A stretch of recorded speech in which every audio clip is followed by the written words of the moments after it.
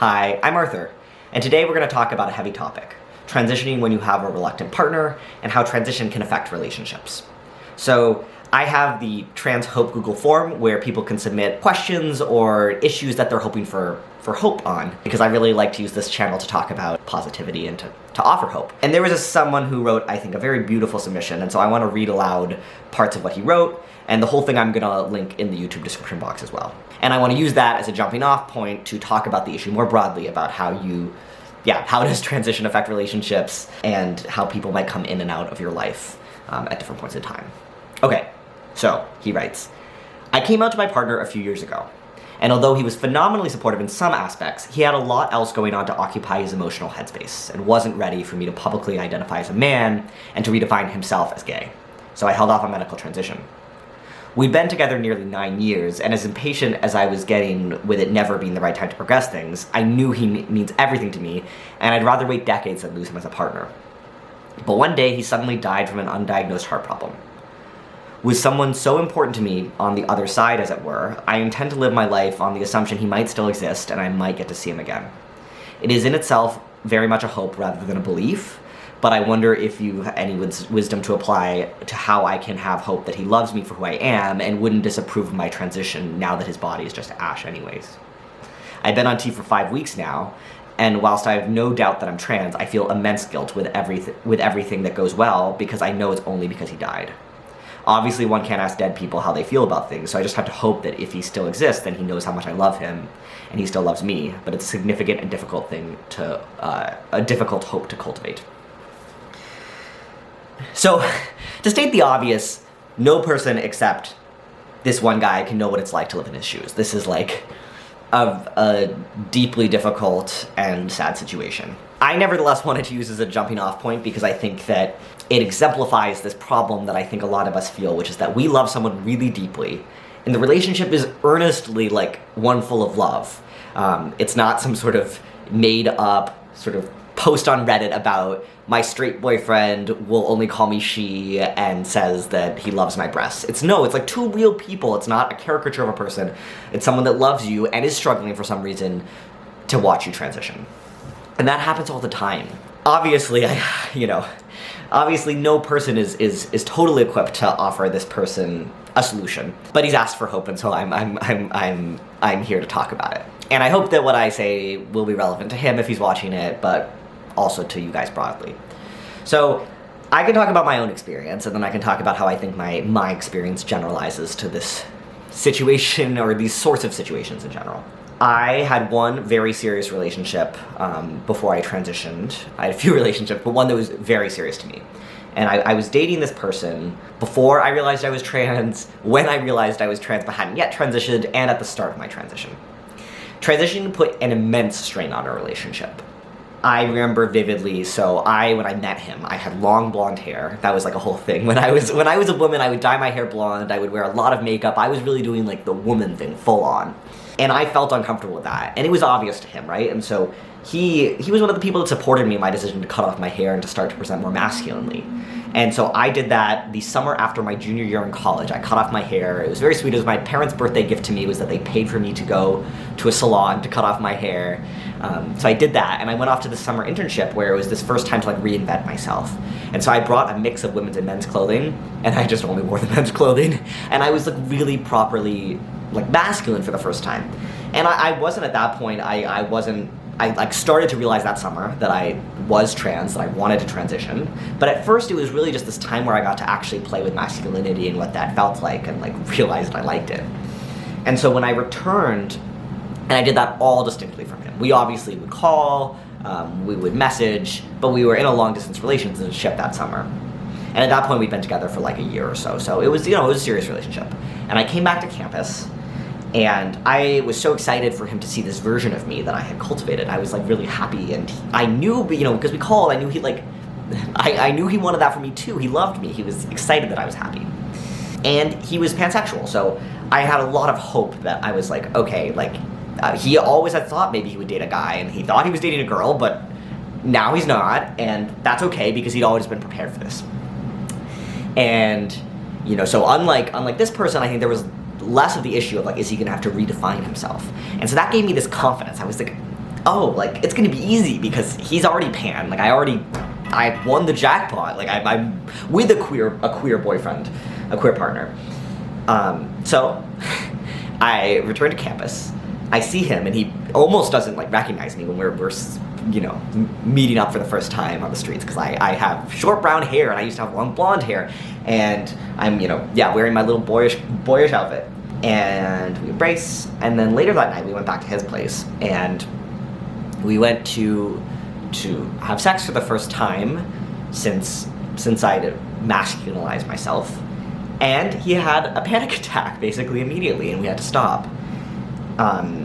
And I had known a lot about, he had very complicated feelings related to being queer, and things, again, I don't need to dive into because this is my channel, not his channel, but he had known he was pan since he was in middle and high school, and people had always read him as very queer, and he'd gotten a lot of like hard situations because of that. And so this was the first time in years, in many years, that he was actually in the position of being intimate with someone very masculine looking, and his brain, he couldn't handle it, it was freaking out.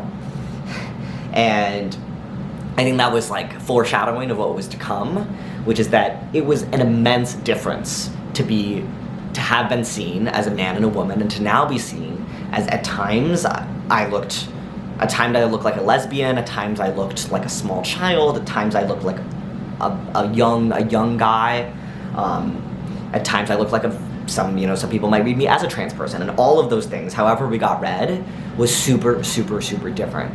And it required us both to deal with a lot of things sort of all at once. So even if he wasn't having to redefine his own identity, he was having to reshape how he was being perceived, and it was obvious that there was a change. And I remember so vividly, we had always talked about our relationship as, I had identified as bisexual at that time, he identifies as pan, and we were always like, oh, we're a queer couple. It was different. It was obviously different to be visibly seen as a queer couple. It was like so obvious, and it was so difficult. And it became clear to me how much he had liked being able to be with a blonde woman, and I wasn't that anymore. And he loved me. He wanted me to be happy. He wanted all of that, but he wanted to be seen as being with a blonde woman, at least at various points in time. And I think this escalated when we had talked about opening our relationship over our winter break. And that was something I had complicated feelings about, but I had ultimately agreed to. I was like, let's do it. And we talked about this in November, so well before winter break. And I remember, he was trying to show me something on his phone, and I saw a screenshot of Tinder, and I was like, what's that? And he started lying, and it was clear he was lying because he was talking differently. And I discovered that he had had downloaded Tinder, had made an account, all that, in advance of winter break to set up, I guess, hypothetically, dates for when eventually we were open, but it was obviously not something I was okay with. It was obviously not what we had meant when we talked about that we were planning to be open in the future. And it was obviously wrong because he hid it from me, and he really hid it from me. And then once I caught him in all that, he started just kind of spewing truth, because he was like, I have to say the whole thing of everything that is why I did this. And so he told me that he had set his Tinder to women only, and he specifically set it to women only because he missed the thrill of being validated by women matching with him. And he told me more details than that. And then I went into the bathroom, and I locked myself in there, and I turned on the shower, and I just cried. And I felt so foolish, and and it was very difficult. And so it's interesting because you say all these things, and I think that when someone hears just this, you hear just this one side, and you're like, why didn't you break up with him then? Because I did not break up with him then. I, in fact, dated him for an entire year following that. I dated him for, I guess, I was pre-testosterone for 9 months and then 3 months on testosterone, so I had quite a long time. I did not break up with him. And I wasn't going to, it wasn't, close to like, I didn't feel ready at all. I have this channel where I'm at this stage in life where I feel so confident, I feel so happy with myself, and you guys hear a lot of strength in me, and I think of myself as a very strong person, and yet I didn't break up with him at all. And so I think that it's easy to imagine that if you were in my position, that you would have, that you would have this partner who sort of cheated on me in some sense. I mean, like, certainly pushed some boundary, and also like admitted to wanting to be with women and all of that, and you would say, well, just leave him, like, it's not gonna work. But the reality is that every time you hear one of these stories, and like, I will see all of these sort of caricaturized versions of this, posts that people will make on Reddit or on other social media platforms, where people will say, my boyfriend or my girlfriend, whatever, my partner does XYZ, and it's like obvious that the partner, from what they described, there's like a huge problem where like, it's like, my girlfriend still identifies as a lesbian and says that it will always be important for her to identify as a lesbian, and that she's okay that I'm a trans man, but she plans on always saying that to people, and so she never wants me to ever be private about being trans or something like this. And you'll hear that and you're like, okay, well, break up with her. Or you'll be like, my boyfriend says that he doesn't want me to get top surgery. And it's like, oh, well, break up with him. And yeah, but you're only hearing like this one particular side and moment and heightened bit of conflict, right? So I told you all that, it's clear, but I didn't tell you about how he was the person who taught me to shave my face. He had a, what do you call it? Like I don't even remember what it's called, but like the razor that doesn't have like the safety guard, it's just like the actual razor. And he stood behind me, and he shaved my face, and I just had peach fuzz at that time. I was pre-testosterone, and he did that, and he was the first person that ever called me his big strong man. He was the first person that like realized I would like that. He started using masculine adjectives just because he could tell it made me happy. He was the one who drove me to all of my egg freezing appointments. He did my egg freezing shots when I froze my eggs. I thought of them as like the eggs that would make our children. He was one of the first people in my life that regularly called me Arthur and he, because he was one of the only people I felt comfortable asking to do that. Like, he loaned me his ties for formal events back when I was starting, even when I had long hair, but when I was trying to explore masculinity. He was really there for me. And that's just the transition stuff too, but even beyond that, we were like a real and very special relationship, and we had a lot of beautiful moments together, and it's been, I don't know, 4.5, 5 years since we broke up, and I'm still willing to say that was a special relationship. He was a special person, and I treasure a lot of those memories together.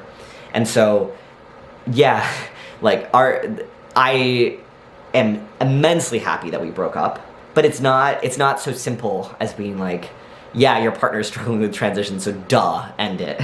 Because there are ways, I think, in every relationship in which your partner, right, if your partner is having a hard time with your transition, and you probably should break up, there'll be these ways that are so hard where the partner is really rough with your transition, right?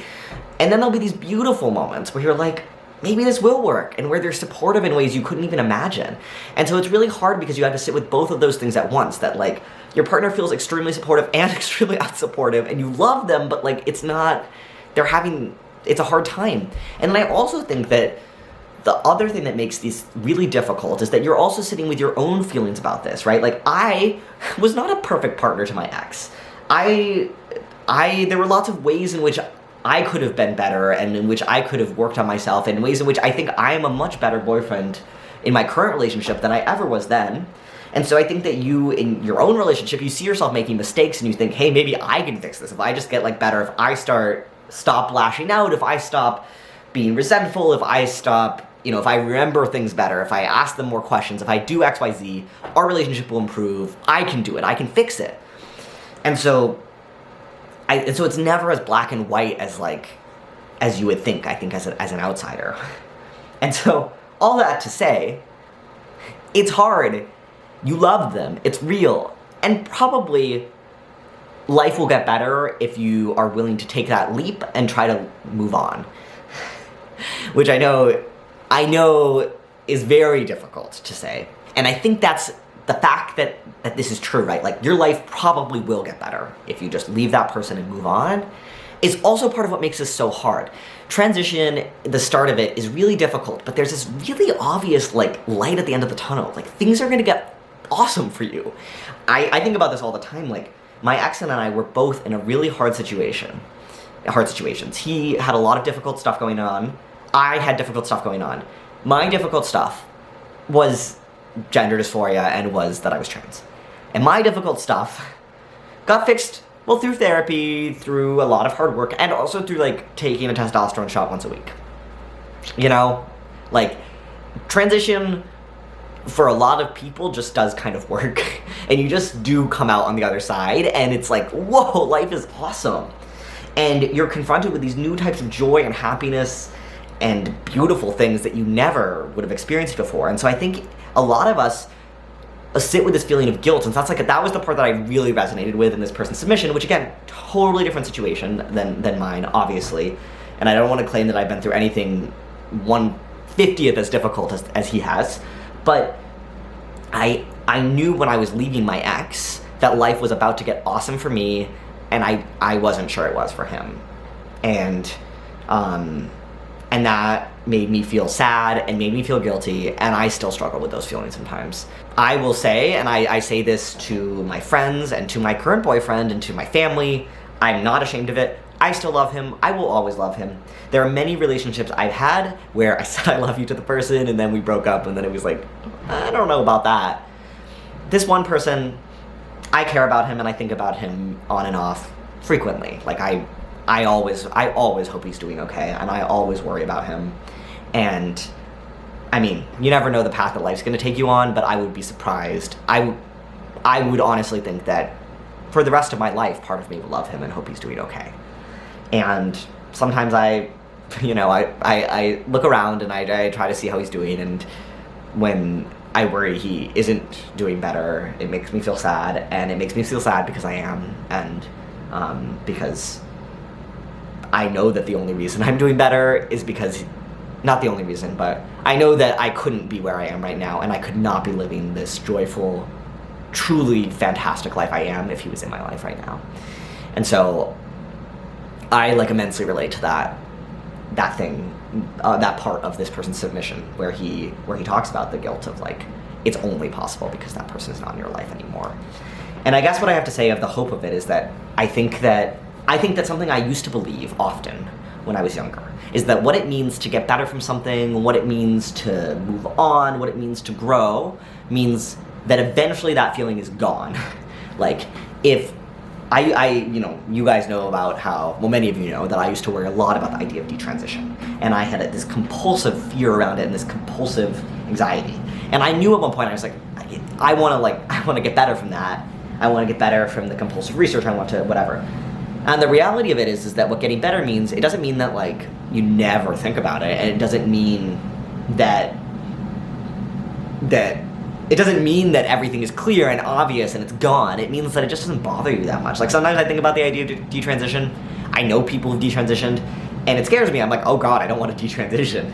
But an old version of myself would feel that feeling of being like, oh my God, the idea of detransition is so scary, and would just, like, not be able to let it go. It would ruin my day, it would ruin hours, I would get sucked down a research rabbit hole thinking about would I detransition. And now, it's just one of, like, many, like, little random thoughts that will crop up in my brain. And I think that's been true with everything. Like, I'll have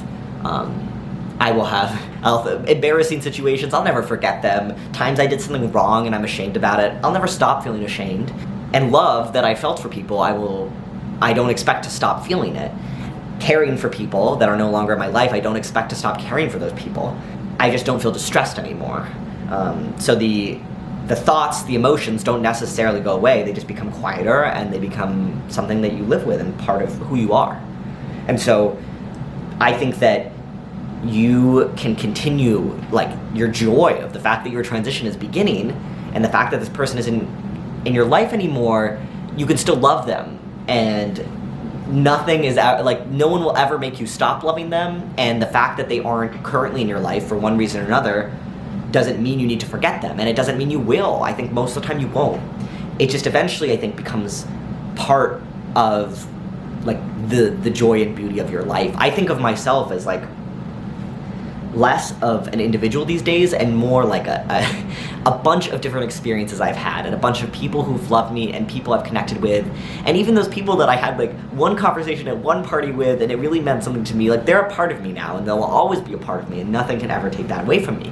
Even people that I've disliked, even hard moments and people that have wronged me are a part of me and are like in the most positive way. Like I think I am everyone I've ever experienced, and I have grown because of all the different sort of faces of humanity I've had. And I think I'm a stronger person for having loved multiple people. I think that what love looks like when someone isn't in your life is something that you get to cultivate, and you get to figure out what that's going to mean for you. And so like, I used to, when I loved my ex before, loving him meant really doing everything for, not doing everything for him, but like the willingness to do everything for him. Like it meant like calling him when he was in really hard times, and writing like recording my voice about how I thought that he was a good person, and it meant being there for him in a set of ways that I think are like a little too intimate to share on this channel. But like I would do a lot, like it meant a very active thing, loving him. And now, him not being in my life, and I don't know if he ever will be again, loving him just means that he was a part of me, and it means that it means like this energy that I feel I send towards him. Like I just sort of energetically want the best for him, and it means being grateful for how he set me up in life. Like I think that like I'll wear shirts still that he gifted me, and I'll think of him and I'll think like I fit into them now, and my chest fills them out, and how beautiful it is that he gave me clothing I could grow into, and I love that about him. Even though I'm not cut out for loving him the way that a boyfriend loves a boyfriend. I'm cut out for loving him the way that an ex loves an ex, which is its own thing. And I think that when you're thinking about like the struggles in your relationship, and transition is really heightening, like transition is causing a huge problem, I think that often something that feels so scary is the unknown. Like if you're in a serious relationship, your life revolves around that person. You've made plans in the future. Like your day-to-day activities. Like I remember vividly at various breakups, a fear I would have is I'd be like, who do I text? Like when I have a random thought, who do I text? Because in those moments I could always text my partner. But after I've broken up, what friend will it be? And what will it look like if we've made plans that where we're gonna live in 5 years, I now have to reassess those plans. And it just feels so scary. And I think the reality is that you will figure it out. Like, don't let a lack of imagination stop you from discovering how beautiful life can get when you're fully uninhibited. And I think transitioning when you are single is amazing. It is a really cool experience to figure out, to be able to define yourself and find the kind of person that you're meant to be. It's not that like, oh, my relationship with my ex was bad and so it had to end, and I wish it had been strong enough to survive our relationship, and I wish that I wish it had been strong enough to survive my transition, and I wish that he'd been the right person for me. I don't actually, because I think that it was so necessary that I be single in those initial months. Like it wasn't like I was single because I had to be. It was like an amazing gift that I got to be single during transition, and that I got to like really explore. And my boyfriend and I now have been together coming up on 3 years, and I am happy I didn't meet him earlier. I mean, we talk about all the time. He met me exactly as early as was possible for us to end up in our relationship. If he had met me any earlier than that, I was still figuring out my shit. I felt uncomfortable with my body in various ways. I was not sure how I wanted to exist in the world. I was doing a lot of work on me. And when he met me, I was coming out of that. I knew I had some sense of who Arthur was, and I was a happy person. And he got to meet this happy, vibrant person, and together, like we have a relationship that is centered around joy. And we love each other, and our love, I think, is like a really like two happy people being happy together and like living an adventurous and exciting life together. And I think that my ex and I, we were both unhappy, and so our relationship was very centered around like unhappy people supporting each other. And I think it's so wonderful that like when you get to forge this post-transition version of yourself, you'll find people that vibe with that, and you don't even know what that's gonna look like. I am so like I am radically different since I transitioned. One of my college friends, I don't know if I've said this anecdote on this channel before, but I was hanging out with her for the first time in years, and we were with my boyfriend and another friend and whatever, and we were all sitting around and shooting the shit, and I was making banter, and then she goes, I just didn't remember that you were this funny. And she didn't mean it in like a bad way, but like I wasn't that funny. Like I wasn't. It's because I was different. And so I think it's really wonderful to be able to take a pause in dating and take time for yourself, figure out who you are, and then you come out on the other side of it, and like dating is awesome actually post-transition. It's so cool. And I think that my relationship with Harry is stronger for the fact that I truly had a serious, beautiful love before him. And I love that I'm dating someone that like he does not feel competitive or jealous or any sort of way about the fact that I will talk about how beautiful that old relationship was.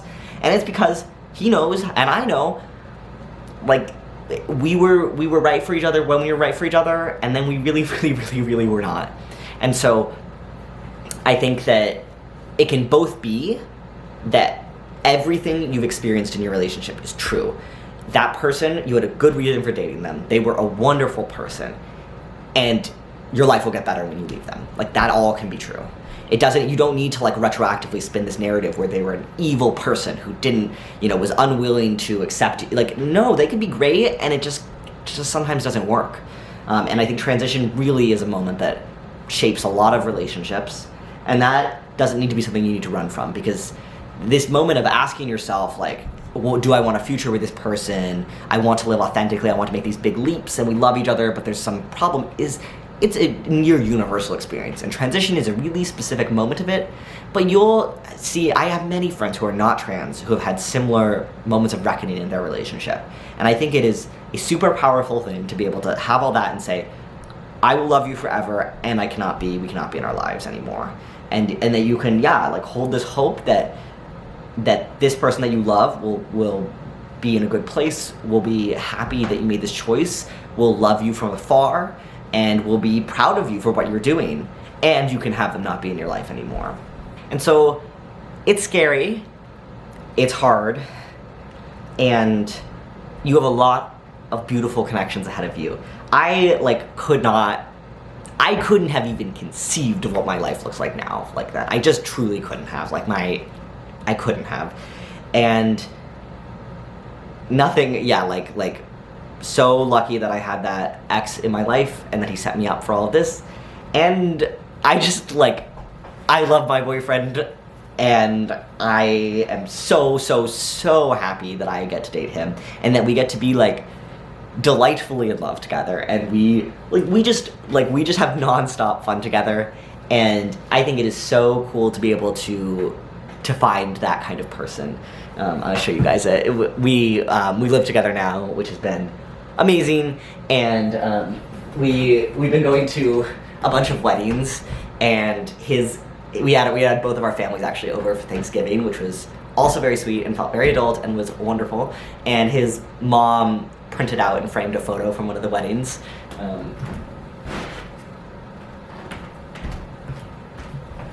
Which I just think is so cute, and it looks like we got married, which, not yet, but yeah, I just, if you told me then that I would get to have a beautifully handsome boyfriend and we would wear tuxes to a wedding, I mean, okay, I kind of resent the tuxes part because that was very expensive, but we looked so beautiful, and I got to wear a tux, and I haven't gone to a single wedding in a dress, and that's so cool. I never need to do that. I'm never gonna wear a dress again in my life. No one can make me, and he's never seen me in a dress. He never saw before, and it's just so cool that to meet someone that loves you for the absolute best version of yourself. And that doesn't mean that the people that loved earlier versions of yourself, doesn't mean that wasn't real love, but there's just a lot to look forward to. That's all I have to say. So I don't know exactly how to conclude this, but to say that it's a hard situation to be in, and I have a lot of sympathy, and that things can be right for a long time, and then they cannot be right, and being able to take that leap of faith is a really wonderful thing.